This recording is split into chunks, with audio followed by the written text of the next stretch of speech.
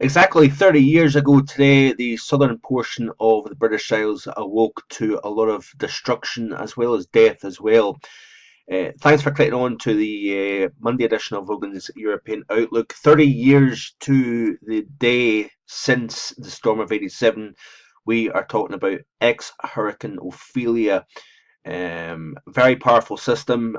All the schools and transport infrastructure is shut down across Ireland as well as Northern Ireland this morning, as 100-mile-an-hour winds are now buffeting the southern coast of Ireland. This is the latest satellite imagery showing the centre of what was once Hurricane Ophelia. Even just yesterday, it was a hurricane. Now it is extra tropical. It is changed in dynamics, but it is certainly packing a very severe punch across Ireland at this very moment in time. So 30 years to the day of the 87 storm, history in a sense is repeating itself, but not so much across southern England, but more across southern Ireland.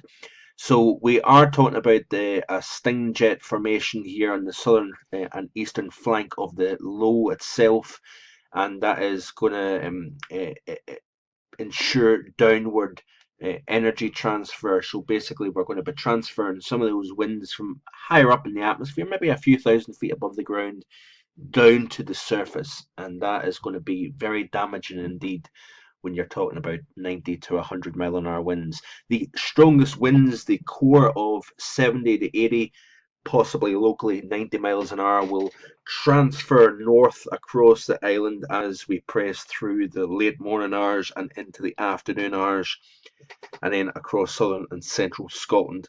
We do have an amber be prepared warning across Ireland. We are also not so much just talking about wind, but we're also going to be talking about the piling up of water here through the Celtic Sea up against the southern shores, but also the eastern shores of the Republic and the southeastern portion of Northern Ireland. Now, for the past few days, I have been mentioning about storm surge flooding, the piling up, the drive of 90 to 100-mile-an-hour winds over a few hundred-mile stretch of water really generates not just very heavy wave action and 50, 60-foot waves, say 40, 50 miles off the coast, but we're also going to be talking about the potential for a rise in sea level due to the pressure and the power of the wind on the ocean surface. That lifts the water. That's called storm surge. You'll have heard that many, many times in hurricanes. And we could get some coastal flooding, not just across the southern portion of Ireland, but also up into the southeastern portion of Northern Ireland as well. That is a concern as we go through the course of today, especially at high tide. But a very dangerous storm nonetheless, regarding Ophelia and its impacts across Ireland, Northern Ireland, and also even southwestern Scotland. We could be talking about damaging 80-mile-an-hour gusts through the course of this afternoon. I believe there is an amber be prepared warning in the southwestern corner of Scotland as well. So let's have a quick look at the actual GFS model run, and we can see here that the system, by the time we reach 12Z today, is basically in the southwestern tip of Ireland.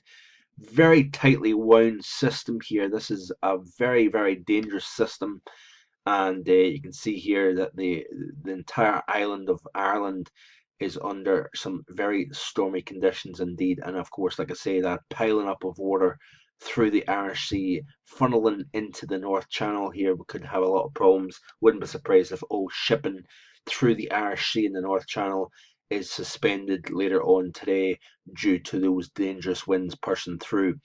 But the system eventually does lift fairly quickly north. You notice here between 12 and 18Z, it is on the northwestern coast up around Donegal. So the winds then veer in from the west. That is where we're going to see damaging gusts along the Atlantic coast of Ireland here. Also very strong south to southwesterly winds coming up through Scotland as well. And then as we go later into the day today and tomorrow, the system itself continues to kind of weaken. The pressure in the central core of the storm is coming up, but still it is going to pack quite the punch, especially tonight. I think across the central portion of Scotland, we're going to be talking about potentially 70-mile-an-hour winds ripping across the central belt between Glasgow and Edinburgh. So we're going to watch that very carefully. And as we skip through the day tomorrow, that's when the system continues to fill and push in towards Norway. Then we're left in a kind of high pressure zone through the middle portion of the week. Dangerous situation over the next 24 hours. Keep it right here on marfoganweather.com, and I'll keep you posted as best I can. Check out the website marfoganweather.com for the latest regarding Ophelia through the course of today and into tomorrow. Bye for now.